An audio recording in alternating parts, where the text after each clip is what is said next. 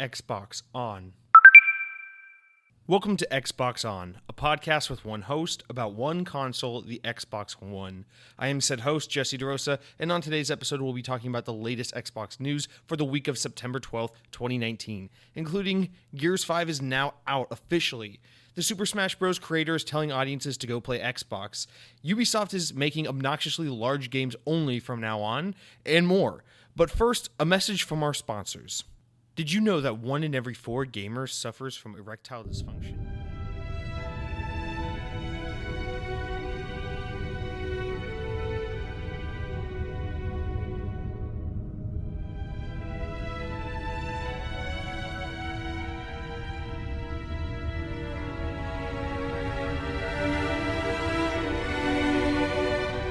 Happy Gears 5 week, everyone. We finally made it. The first big Xbox release since the podcast began.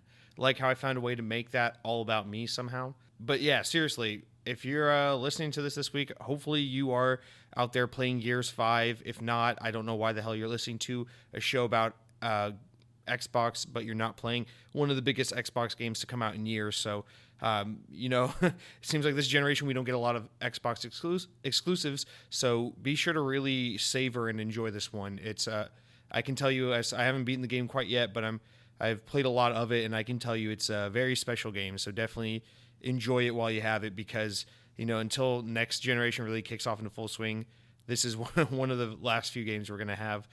So just enjoy this awesome time to be on Xbox, to be playing games right now. In other news, before we get into this week's show, I want to just send a final reminder about reviewing the show on iTunes. I know I've been asking a lot almost every week. Please, if you like the show, leave a nice review on iTunes, 5 stars only. Tell your friends, tell your enemies, whatnot. I even went as far as to verbally abuse some of you and to try and pin the blame on you. And it just seems like no matter what I do, it doesn't really work or result in more positive reviews on the show. So I'm just going to stop asking and begging for you to review the show every week. If it's a silent contest you want, 2 can play at that game. So, all right, on to this week's news. This first story is actually, I guess it came out technically last week, but for whatever reason I didn't cover it. But it's actually kind of one you don't want to skip over.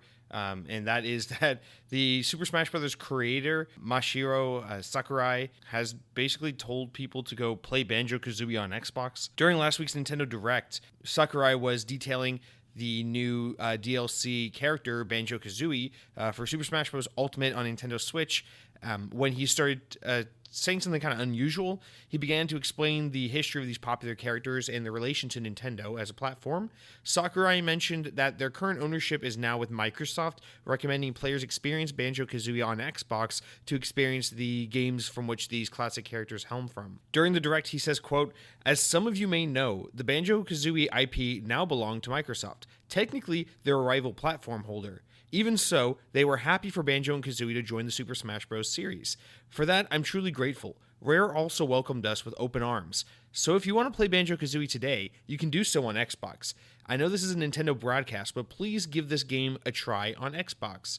And then you could hear like some snickering, kind of laughing in the background. It was very unusual for a Nintendo Direct, honestly. But it was also really interesting to hear, not so much from a perspective of, Microsoft willing to play nice with Nintendo, because I think of any game company maybe in the history of gaming, it seems like Xbox and Microsoft seems to be the most outgoing to play friendly with the competition, but while Sony's obviously the most stingy about it, and rightfully so, as they are on top these days, you really wouldn't expect a kind of old school Japanese conservative company like Nintendo to kind of come out and be as friendly as they were on this Direct. It's one thing for Nintendo to allow for like Cuphead or something like that to be on Nintendo Switch.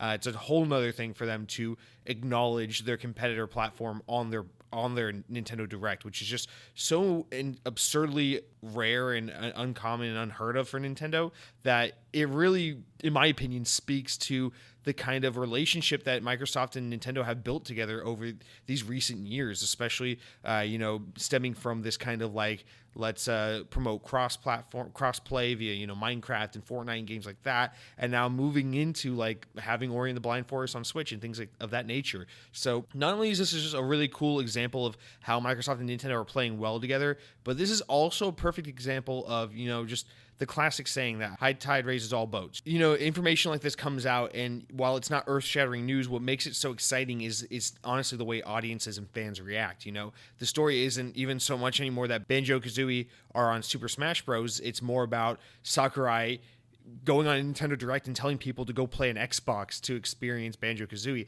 It's just so fun to kind of see these companies who we always picture in our heads as like big enemies of each other and big rivals of each other kind of coming together and playing nice. And, even if this is a little bit of some like PR kind of camaraderie to help strengthen both of these brands at a time while both Nintendo and Xbox are playing second fiddle to PlayStation.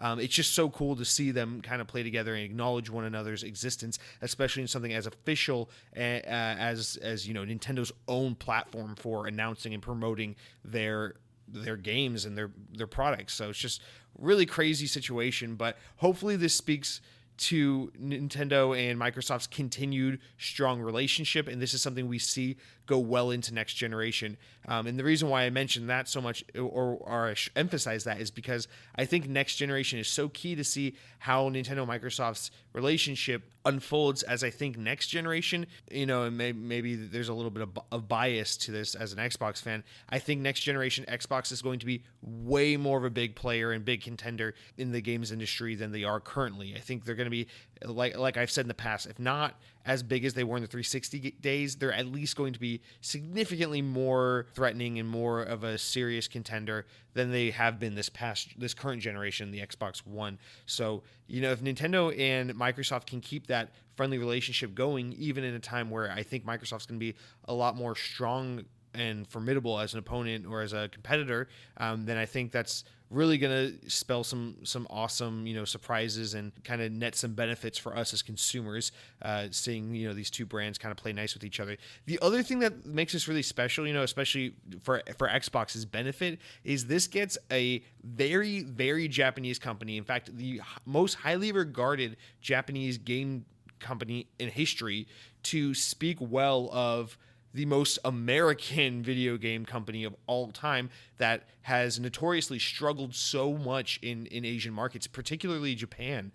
So Xbox, after this Nintendo Direct happened, Xbox was a trending hashtag in Japan. So this is so notable because, everyone knows, kind of the notorious history of Xbox kind of being the butt of the joke in the gaming sphere when it comes to the Japanese market, where people just don't buy Xbox. They don't play Xbox, especially here in the United States, which I can speak to. There's very much a three competitor kind of mentality of PlayStation, Xbox, and Nintendo. But in Japan, that really doesn't exist. It's really just Nintendo and Sony. Of course, there's still PC gaming and mobile gaming, which is massive over there. But when it comes to console gaming, it's really just Nintendo and Sony. So this is a huge get for Microsoft to kind of plant the seeds and the goodwill in the minds of the Japanese audience, because I assume Xbox wants to grow that brand as far as they can, and Japan would be a huge get for them, especially being a country where the history of gaming is so closely tied and intertwined with, and it's just such an important market to have a hold of if you're a video game company. So that's just a really interesting story, and it makes me just really excited to see how this relationship between Microsoft and Nintendo continues to evolve and shape out. All right, our next story comes from Windows Central. This is about, if you were playing Gears 5 on September 6th when it came out on Friday, you may have experienced some of this, but from roughly 7 p.m. to 11 p.m. on Friday, Xbox Live went down for many players, making it difficult for many to experience Gears 5 on the first day of its early access release. The reason for the outage has still yet to be confirmed, but speculation could lead one to believe that it may have had something to do with the mass influx of players attempting to hop onto Gears 5. Although Gears 5 is likely far from the biggest release the platform has ever seen, so who knows? Now, if you want to say that this is in some way related to Gears 5, then sure, you can say, well, Gears 5 is a Game Pass game, so, so many people were able to just jump onto this game as soon as it released because, for the first time, a massive AAA first-party game came out, and audiences didn't have to go and buy it for $60 to play it. So potentially this game could have the most players jumping on at once that Xbox has ever seen. Although I still find that hard to believe. I would assume, games like a new Call of Duty or Madden or some shit like that would be the game to break the Xbox if that were the case. I don't know what it could have been. Maybe there was some hacking involved. Who knows? But, Xbox doesn't experience a lot of outages, and it's been a long time since they've had a serious outage. This is one of the biggest outages Xbox Live has experienced in recent years. So for that alone, it's just notable. But it really was an unfortunate situation for fans and players who, were trying to hop onto Gears 5 and really get in on that day one access, and we're kind of shut out for a couple hours there because the system was down.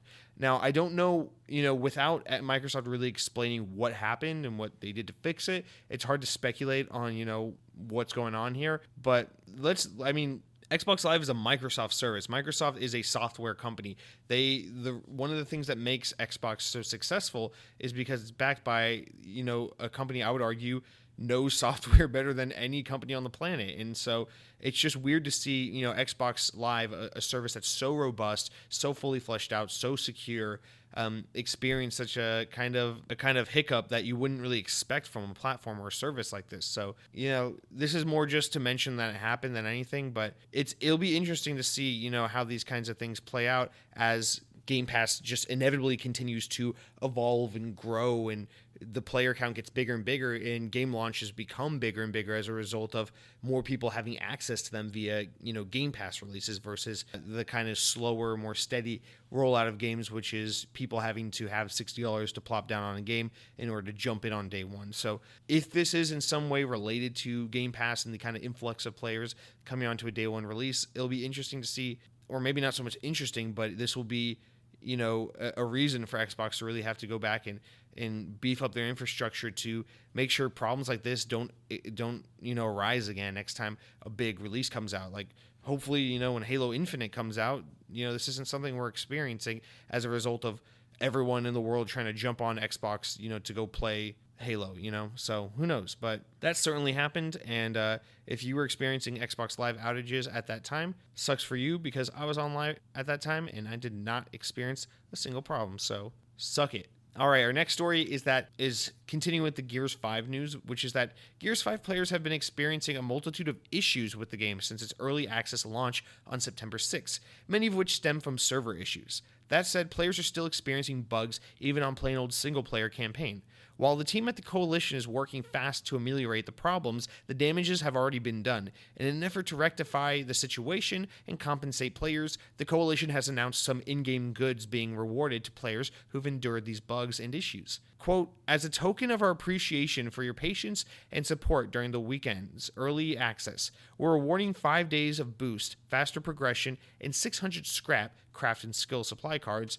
So look out for that in the next 48 hours. Thank you so much for playing Gears 5. And that quote was tweeted out by the official Gears 5, or the Coalition Twitter account, rather, which just shows, what this makes me wonder is if Microsoft, this isn't the first time we've seen Microsoft do here's an official launch date, but 4 or 5 days early, you get to play the game via Game Pass. So kind of using Game Pass as an unofficial official launch date, and then kind of having an official launch date be a week later when a team can, kind of work out day one bugs, server-side issues, throw out a patch, whatever needs to be done. So I almost see this, more so than, good on the Coalition for rewarding players who had to put up with some unfortunate bugs and server issues. I see this more as do you think Microsoft potentially sees these early access Game Pass launches as a way to kind of divert the public attention from any bugs or server issues that might exist in a game upon release? Meaning that, does Xbox see it as, if a game comes out a week early on Game Pass and has some issues and bugs, but the studio can rectify that in 4 to 6 days before the game officially launches, can Microsoft kind of spin that to say, hey, look, the game launched smoothly and perfectly because it only had issues while it was in early access, via Game Pass? I wonder if that's kind of one of the benefits Microsoft looks at when considering early access launches versus, the proper day and date launch. This is the day it's officially out, the day the Wikipedia page acknowledges its existence, things like that. So I'll be interested to see, if you have any thoughts or ideas on that in particular, just because I don't really know what to think of, Microsoft trending more and more into this kind of play early with Game Pass. Obviously, it's an incentive to get people to subscribe to the service that Microsoft is really pushing, but also I think it's a PR opportunity for them to spin kind of negative situations and play it off as, a successful launch despite some kind of early bugs and server problems. So yeah, let me know if you have any thoughts on that, because I just think that kind of came to my mind when contemplating on the story, and I just feel like that might be maybe a kind of unintended benefit to Microsoft, or kind of a way they see that they can capitalize on an issue and kind of PR spin it into something more positive. The next story, keeping up with even more Gears 5. I believe this is the last of our Gears 5 news, rather. It appears that Gears 5 is not part 2 of a trilogy, but rather an additional entry in an ongoing saga. In an interview with VentureBeat, Rod Ferguson said, "We're trying to get out of the trilogy mindset. The word I like now is saga. Just the idea that we don't want to limit ourselves to a beginning, middle, and end, or a 1 or 2, 3 kind of thing. Oh, as in this is the Empire Strikes Back game of this series. That kind of thing for us, it's just about where the story can take us and what stories we can tell. This is just a continuation of a saga." And this is an interesting one, because I could have sworn at one point they were like kind of discussing Gears 4, 5, and assumedly 6 as kind of a trilogy, maybe more in like the Gears 4 era. But, I haven't heard it kind of been referred to in that manner in a long time. So it is interesting to see them kind of come out and say this again, because if you'll remember, 343 did a similar thing, before before Halo 5 came out. The 343 kind of was discussing the Forerunner saga as like a trilogy, as in Halos 4, 5, and 6. But, somewhere along the Halo 5 timeline, it turned into the Forerunner saga, which is now just like this story that we're currently telling in Halo. So maybe it ends at Halo 7, maybe it ends at Halo 8, who fucking knows? But I respect from a creative standpoint this idea that the creatives shouldn't be shoehorned into making these perfect trilogies, because humans are weird creatures of patterns, and we have to think of things in like sets of 3 and shit like that in order for us to be able to make sense of a story or to think of it in a comprehensive way. But I really like the idea of just letting it be open and loose and allowing the storytellers to say, at this point in time, maybe this is part 2 of 3, maybe it's part 2 of 7, who knows? But when we feel like we've reached the point in our story where we can wrap things up, or we've told what we have to, we've said what we've had to say, then we can kind of wrap this up, and we'll look at how long that saga is based on, however many entries it took us to tell the story. And I think that leaves for a lot of creative freedom. It also doesn't confine them to do kind of a Halo 5 thing where you're trying to tell so much story in such a short period of time. And I think just overall it's better for everyone else. Like, why do you have to know that Gears 5 is part 2 of a 3-part trilogy, of a 3-game trilogy, right? Why can't it just be like whatever, the next Gears of War game? The point is, right now we're telling Kate's story. We're going through, the beats of Gears 5, and at the end of the day, we'll see how it all plays out into the grand scheme of things, the final Gears of War story, assuming this franchise someday ends. But for the time being, we need to kind of work ourselves out of these patterns and mindsets, and just allow these games to be, what they are, and to tell the stories they do, and to take the time they need to flesh themselves out and and tell what they need to tell. Of course, conversely, there is always the potential hazard that, the game goes on way too long, because without the confining of making it a trilogy or something like that, the higher ups at maybe Microsoft or someone hypothetically push them to keep making entries in the game when the story's been kind of exhausted, just for the sake of churning money out of the franchise. But let's not think that pessimistically, and just assume that the Coalition has the creative freedom and control to tell the story how they want to tell it and in the timeline they want to tell it. So that's that. For Gears 5 news, let's kind of move on to some stories pertaining to other things in the Xbox sphere. All right, so last week, I actually didn't cover this on the podcast, but Capcom was teasing a new Resident Evil game, and it looks like this week we have a little more insight as to what that is, thanks to a new teaser trailer that dropped. So the new Resident Evil game isn't like anything we've seen recently from the series. The game is called Resident Evil Project Resistance, and it was teased this week with a short trailer being dropped just before the game's proper reveal, which is coming up at the 2019 Tokyo Game Show in Japan. Judging by the events of the trailer, it appears that Project Resistance may be some kind of Left 4 Dead style zombie shooter, or perhaps a 4v1 game a la Evolve, where one player controls the enemy while the others attempt to defeat it or evade.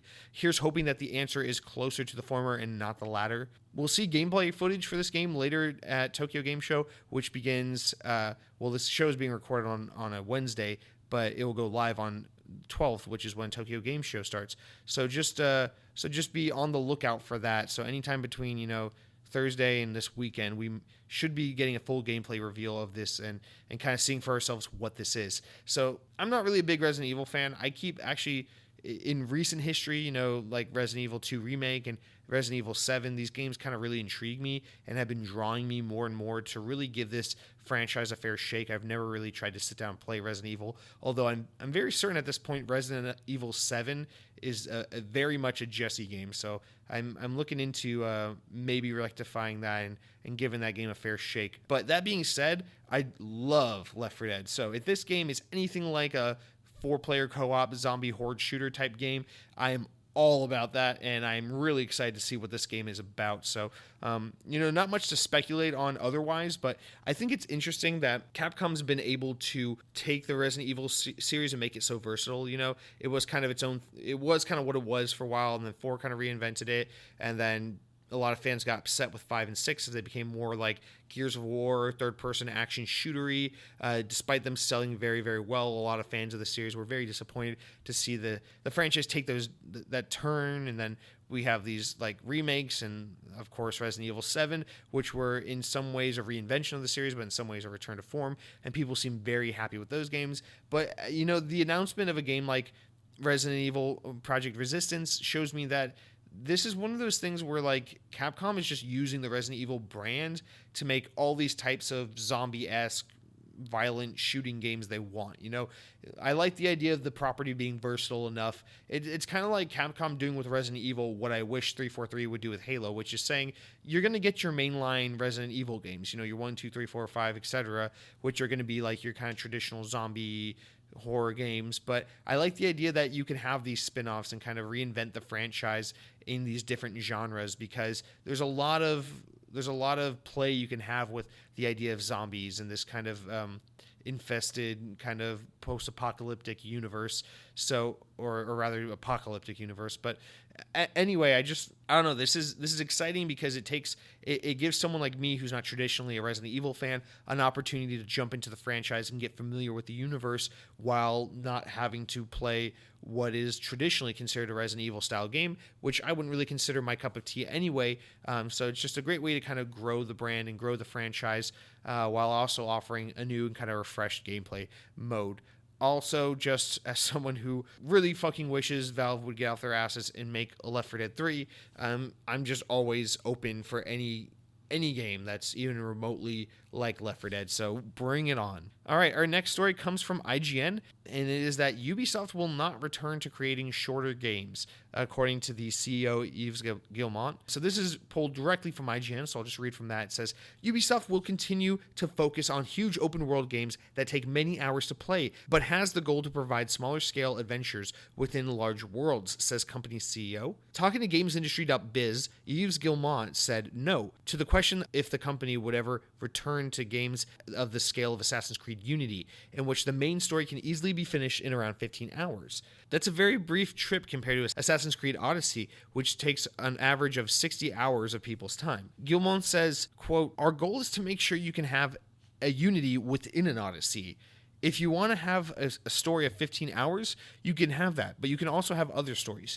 You live in the world and you pursue what you want to pursue. You have an experience, many Unity-like experiences." Guillemot also points out that the 60-hour average playtime from Odyssey proves that, quote, "players get a lot from their investment in a game, a lot more than they got before," end quote. The company's changed its focus to long-term support also helps extend the life, with planned DLC schedules that span multiple story episodes, as well as microtransactions, boosters, and virtual currency. So I see this story as kind of a really interesting take on the modern AAA game sphere, which is, more and more in recent years become make everything big, massive, endless content, open world, light RPG elements, skill trees, boring ass shit, etc., etc., etc. Shove it down the player's throat, put it in every game. Every game is a sandbox game. And, Ubisoft, despite my love for Ubisoft, they are a very guilty publisher when it comes to this.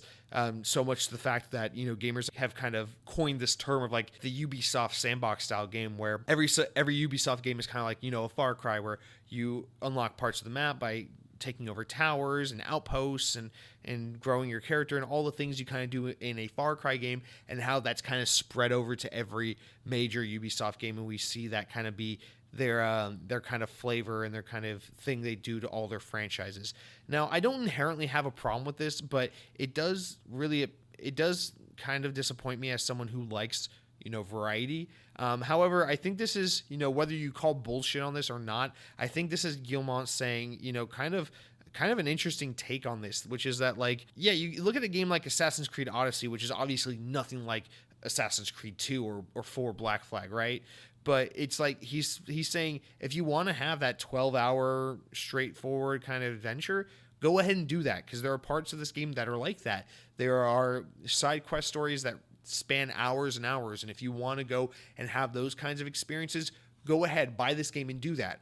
But if you want it to open up further and become a more open world, more open-ended kind of experience with a larger scaling adventure and with way more to do, then it can also be that, which is kind of like saying, it's kind of a half-ass answer in a sense, right? But it's also kind of an interesting take, because he's kind of saying, like, here's a 100-hour open world game. Go make of it what you will. If you want to jump in there for a few hours and do this, do that, go for it. Or you can look at it in the traditional sense, which is, I want to play this game from start to finish, which is more of like a 60-hour feat. So it's really more about looking at the game in a versatile manner and seeing, what you like about it and what you want to get out of it, and kind of doing that rather than feeling this pressure to play the game from opening scene to closing credits, right? I respect that from a perspective of games should just be about fun. People should be able to jump into a game and not feel the commitment and the pressure to play the game until the very end. They should just play it as long as they're having fun. So part of me idealistically really likes this idea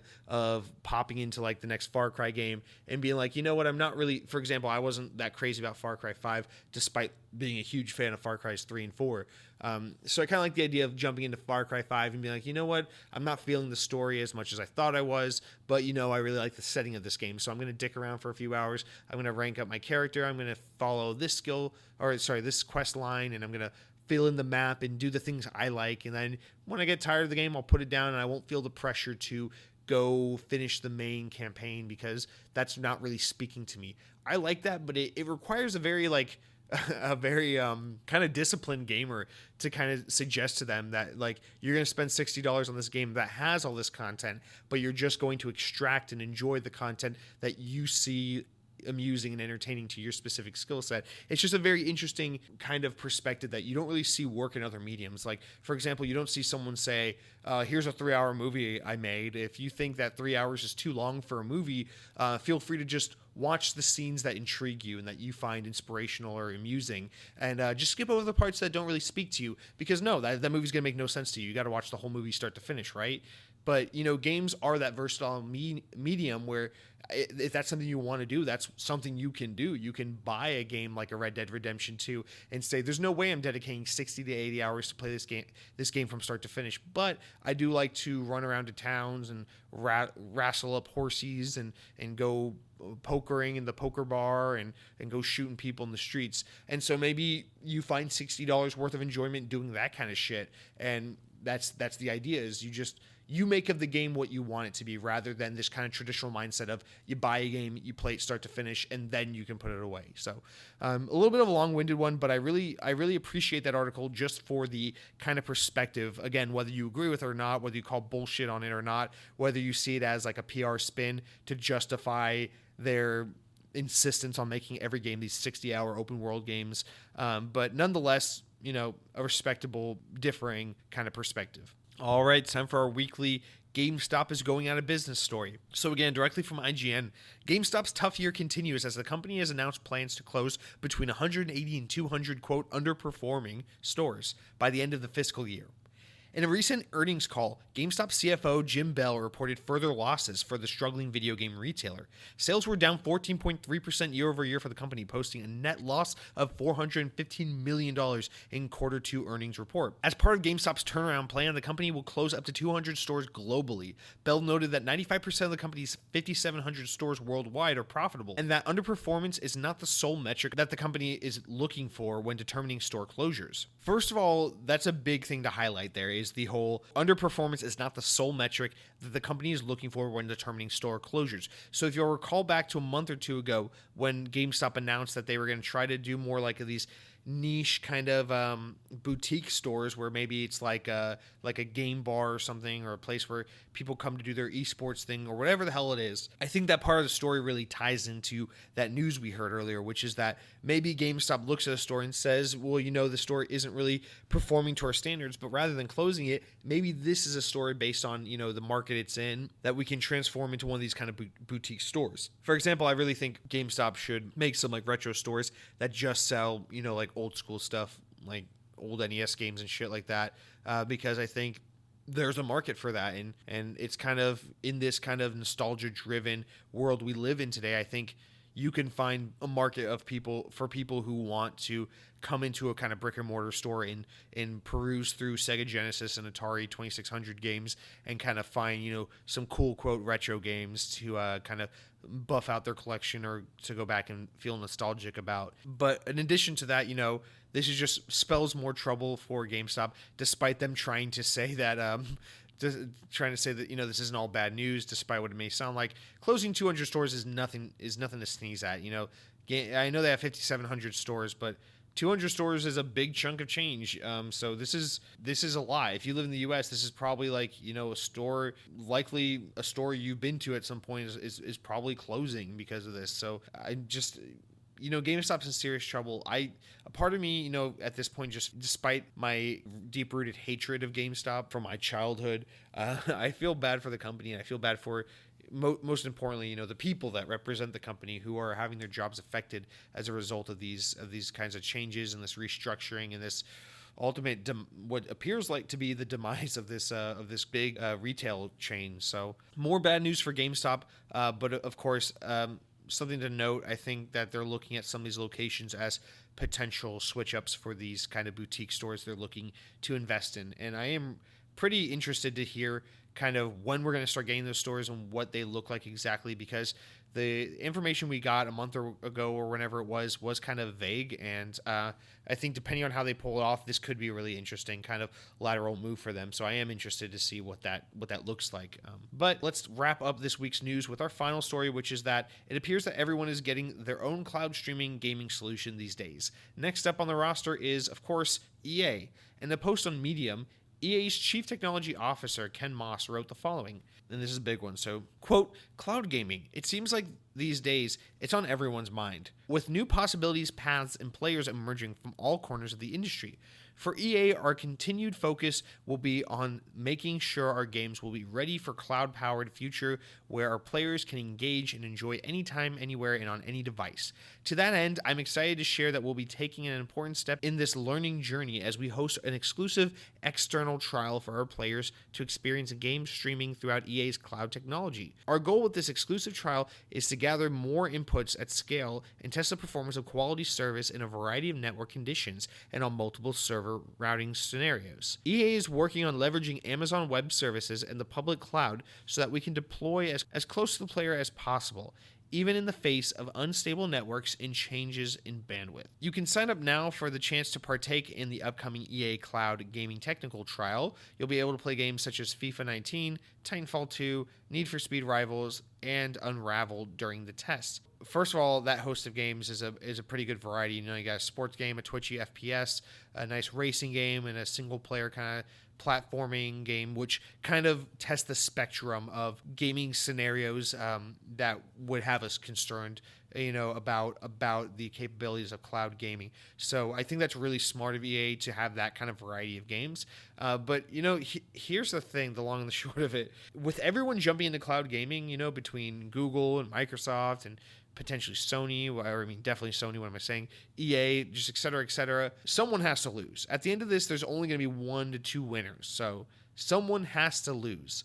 And at this point, it's like, think about it. Can you really picture a future in which, game streaming via cloud services is really, taken off and really found its own, and at the helm of it is EA? So it perplexes me in the sense that, like, I can't imagine EA really seeing themselves as coming out on top with this, so I don't see why they would even really try. That being said, this isn't the first time EA's really gone out of their way to try and be an innovator with some kind of product or service. We saw this a lot in the early days of EA's Origin service. If you'll remember, before the Nintendo Wii U came out around 2011, EA was in talks with Nintendo to use their platform and their EA Origin kind of infrastructure to help Nintendo co-develop a online platform for Nintendo, which Nintendo eventually backed out of.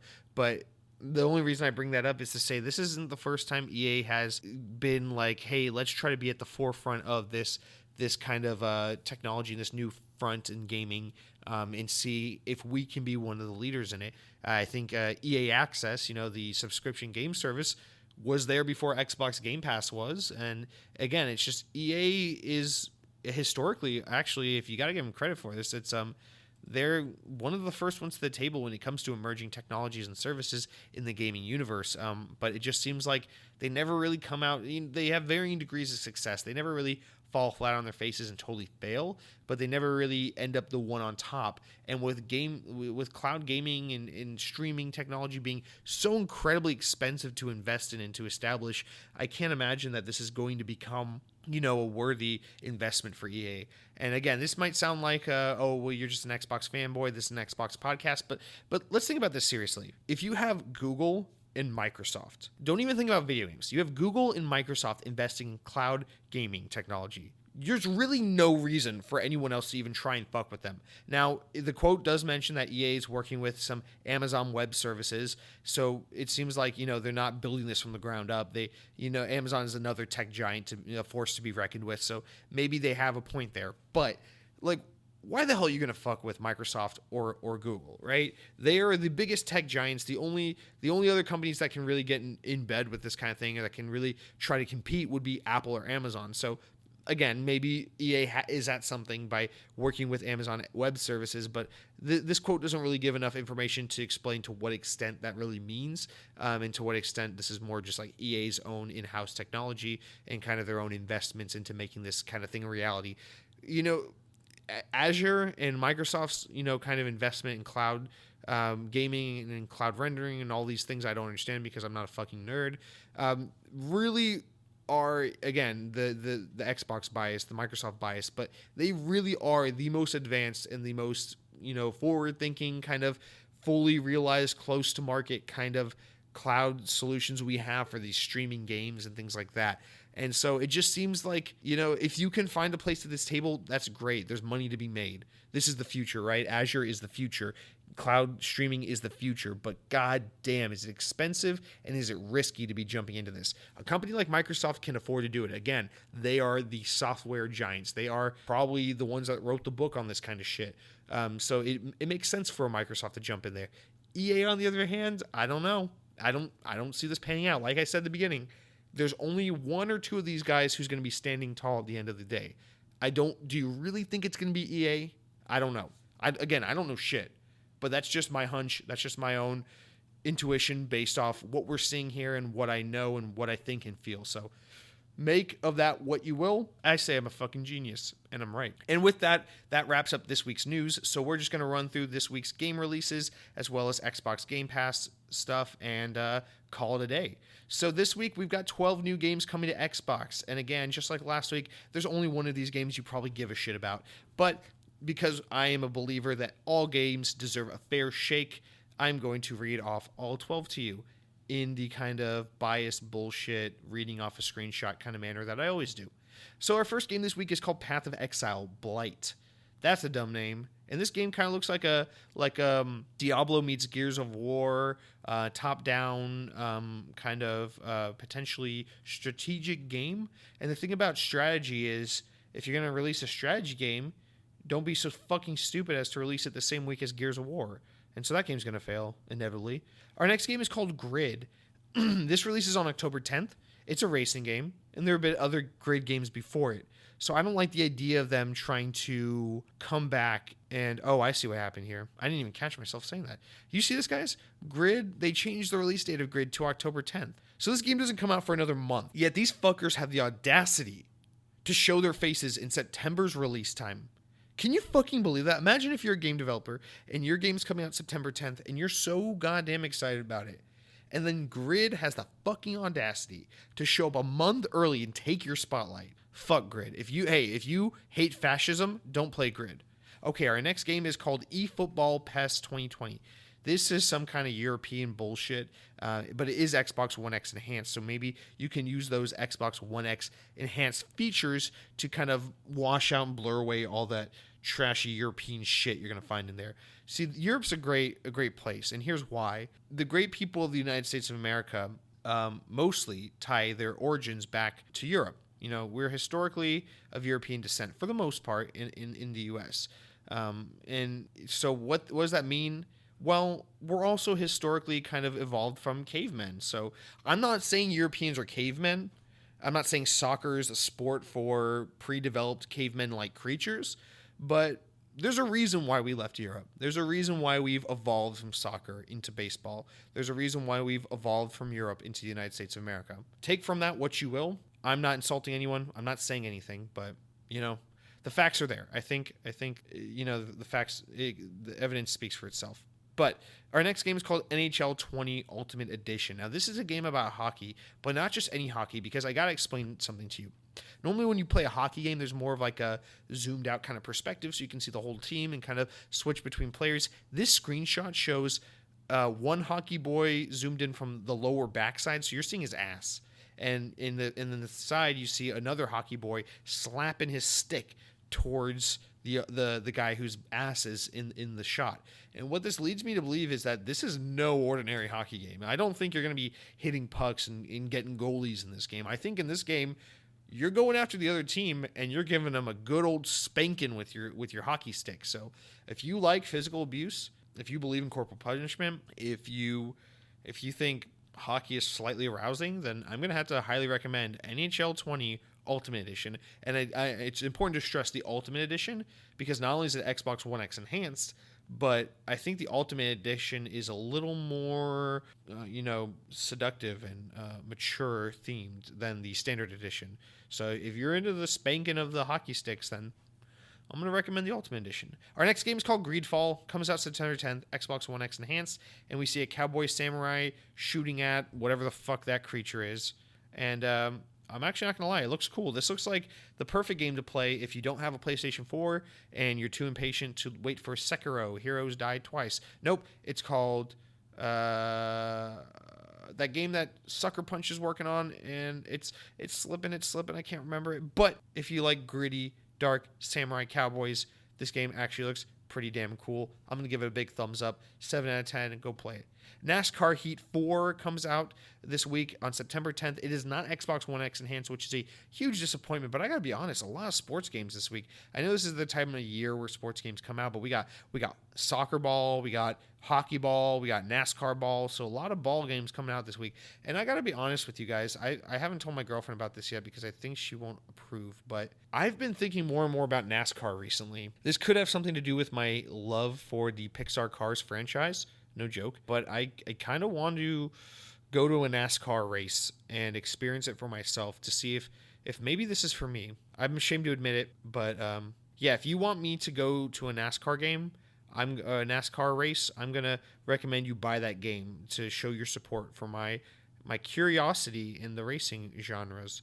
Okay, our next game is called Gears 5. Who gives a shit about that? Don't know anything about it. And then after that, we got Distraint, which comes out September 11th, which is kind of a this game is like in widescreen, and there's a guy who looks weird and pixely, and he's got an umbrella, and it's really light and grainy, and it looks very hip and indie and other shit. Here's the thing. You guys know me. I'm a big business guy. Don't go to your local hardware store. Don't go to your local grocery store. Go to Walmart. Be a fucking man, you know. Be a big boy. Go support big business. Don't play games like Distraint. Play games like Gears 5. Microsoft needs your money, not whoever this, you know, whatever fucking little guy needs. You know, I just support big business. It'll be better for us all in the end anyway. Our next game is called Super Dodgeball Beats. Now, normally I would say this is a little... No, actually, this game just looks really cool. It looks like some weird combination of like a rhythm game and a dodgeball game. And it's 2D and looks kind of wacky and fun. And I'm gonna have to recommend it. There's a lot of... My only criticism is that there's a lot of anime hair, but the coach looks pretty funny. He's got like his slick back hair. He's got a big belly. And I'm really into big bellies because it makes me less insecure about my obsession with pasta and my chubby tummy. So I'm going to recommend Super Dodgeball Beats. It's probably the best sports game coming out this week. Next, we've got Kalina Legacy. This looks like a re-release of a PlayStation 1 game or something, which might actually be the case, but I appreciate the horrible graphics and the willingness to make this game look so bad. So that's coming out September 13th if you feel the need to play that. And then rounding out with our last two game releases of the week, you're not going to believe it, guys, but we've got Ellen the game. I don't think it's related to Ellen DeGeneres, but just to be safe, you should absolutely play it. And then we've got Light Fairy Tale Episode 1, which is so goddamn Japanese. It's that chibi art style, but when they're in the text chats and stuff, you see all the anime hair. Don't play that. Don't support that pornography. No one needs that Japanese RPG bullshit in their life. Just don't play it. But that's out September 13th, so I highly recommend you take a look at it. And that's going to wrap it up for this game's this month's game release, this week's game release. And just as a reminder for your Game Pass games this month, we've got Hitman, the complete first season, which is available through the entire month of September on Xbox One. We got We Were Here, which is available from September 16th to October 15th on Xbox One. We've got Earth Defense Force 2025 on the Xbox 360 side, which is available for the first half of September. And then on the latter half of September, we've got Tekken Tag Tournament, another Xbox 360 game. Of course, all those games are backwards compatible, so definitely download those games, even if you don't plan on playing them. Just initiate the download, have it in your backlog. That way you can have a growing backlog and have more first world problems. And that is going to do it for this week. If you want to know what I've been playing, guess fucking what? I've been playing Gears 5. What else would I be playing? It's awesome. I want to have a discussion about it next week after I've beaten it, after the game's been out a little longer, more people have had the chance to play it. I'll carve out a little segment towards the end of the podcast next week, and we can kind of discuss my thoughts and opinions on the game. Of course, if you were going to leave comments and tell me your thoughts, questions, opinions on Gears 5, I would love to have them. I would love to incorporate them into the show, but I know you're not going to do that because you don't love me that way. So I'm just going to tell you what I think of the game, and you're going to listen because apparently that's the format we've kind of somehow agreed on. So look forward to that next week, or don't. I don't care. It's your decision, not mine. But Gears 5 is fucking fantastic. Like I said at the top, if you are not playing that, I highly recommend it. It is the biggest deviation from the Gears formula we've ever seen yet, and I mean that in the most complimentary ways possible. I think the Coalition has really outdone themselves. I think this is not just because it's kind of the only Xbox exclusive we've had in a while, but it really is the most special Xbox exclusive we've had in a while. Probably my favorite Xbox exclusive we've had since Halo 5, but then again, I might take that back. I really like Quantum Break. I don't know. It's just an awesome game. If you don't have Game Pass, what's wrong with you? If you have Game Pass and you're not playing this game, get off my show. Stop listening. And to all of you listening out there, I just want to say, of course, you're always welcome to follow me on Twitter at Wendy's Hamburgers or at Pop Tarts. And until then, keep on gaming, gamers.